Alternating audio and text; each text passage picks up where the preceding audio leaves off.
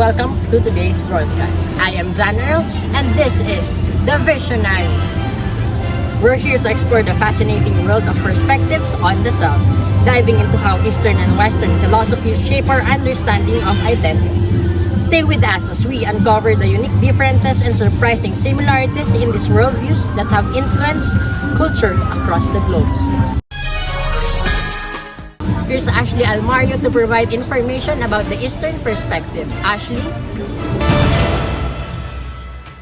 Thank you, Earl. In Eastern thought, the self is interconnected with others in the universe, shaped by the relationship rather than existing in isolation. It is also seen as a fluid and impermanent, constantly changing rather than a fixed identity. Eastern traditions emphasize transcending the ego with the goal of letting go of a person, desires to achieve enlightenment or self-realization. There also a focus on harmony and balance, living in alignment with nature and fulfilling roles with the society. Nicole Almario, reporting. Thank you, Ashlley.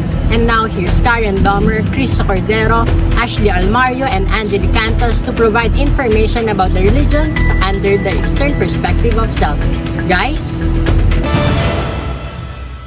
I'm Carren Mei, and today we're exploring the Buddhist perspective on the self. In Buddhism, the self is seen as an illusion, a collection of changing experiences rather than a fixed identity. This idea is called anatta or no-self. Everything is impermanent. When by letting go of the belief in permanent self, we reduce suffering. Buddhism also teaches that the ego creates desires which lead to suffering. The path to nirvana or enlightenment is achieved by overcoming these attachments and realizing the true nature of self. Thank you, Earl. Now, Hinduism is one of the religions under the Eastern thoughts. Hinduism is the oldest religion among the four. It is also rooted in India. It emphasizes the interconnectedness of the individual self or the Atman with the ultimate reality, also known as the Brahman.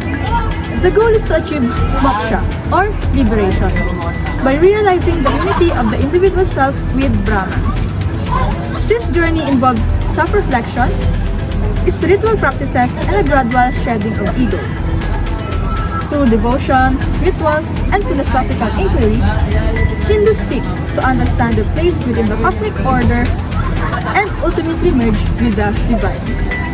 Christia Mae Cordero, reporting. Thank you, Earl.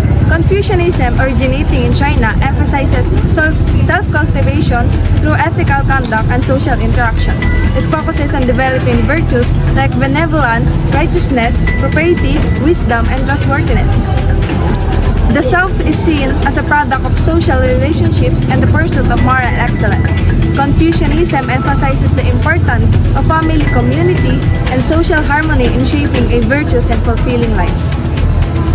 Nicole Almario, reporting. Thank you, Earl. Taoism, also originating in China, emphasizes aligning oneself with the natural flow of life, known as Tao. The self is seen as part of the Tao, and its development involves living in harmony with the natural order of the universe. Taoism encourages a state of wu-wei, effortless action, by letting go of control and embracing spontaneity. Through practices like meditation, breathing exercises, and living in accordance with nature, Taoist seeks to achieve inner peace and harmony. Angelie Cantos, reporting. Thank you, guys. Later, we will discuss the Western perspective and the differences and similarities of Eastern and Western perspectives when the Visionaries comes back after a short commercial break.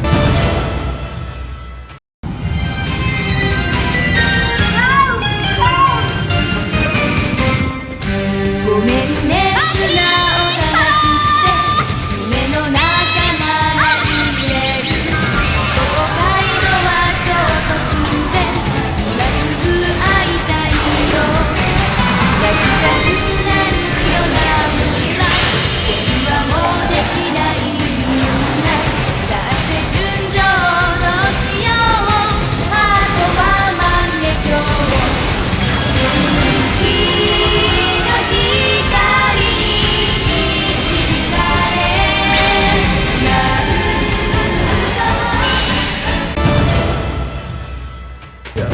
Welcome back to The Visionaries. Here's Christia Mae Cordero to give information about the Western perspective of the self. Christia Mae? Thank you, John Earl. Now, Western perspective emphasizes individualism. The self is seen as a distinct, unique entity with unique characteristics, desires, and rights. Reason and rationality play a key role in defining this individual self. Western psychology explores the self through observation and empirical methods, focusing on cognitive processes, personality traits, and observable behaviors.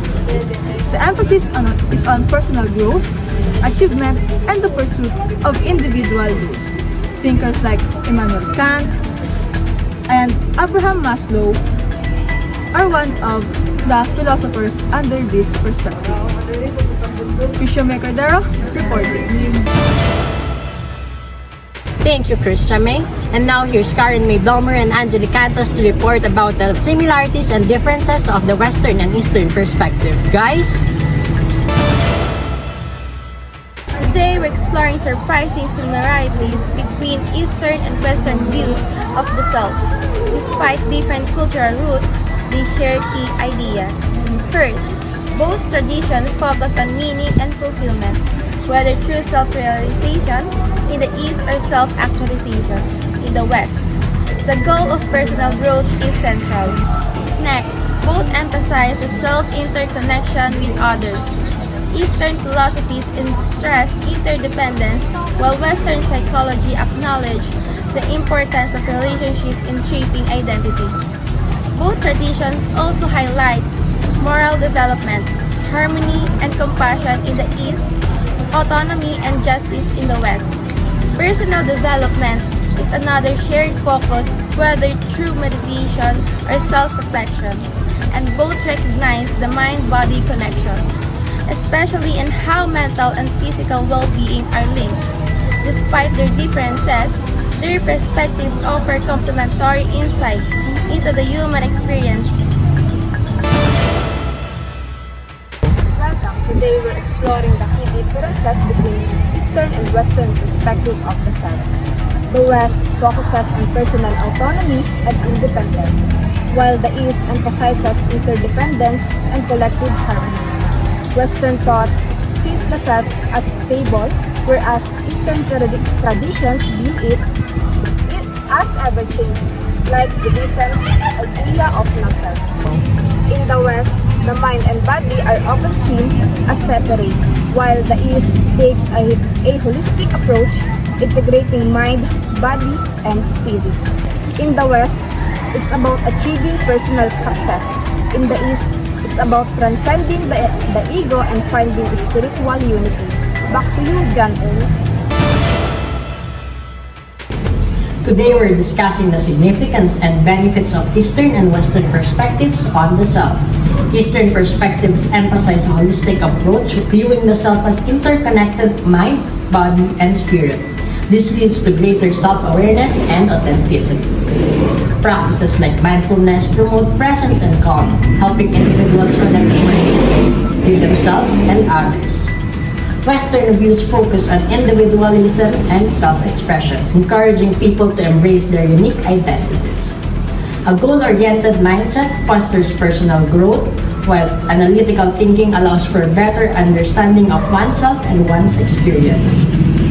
Integrating these perspectives create a balanced approach, combining Eastern mindfulness with Western goal setting enriches self-development and resilience. In summary, embracing both Eastern and Western perspectives offers valuable insight for personal growth. Thanks for listening to The Visionaries. I am Ashlley, Nicole, Almario. I am Carren Mei. Angelie Cantos. Christia Mae Cordero. And I am General Cezar, and we are The Visionaries.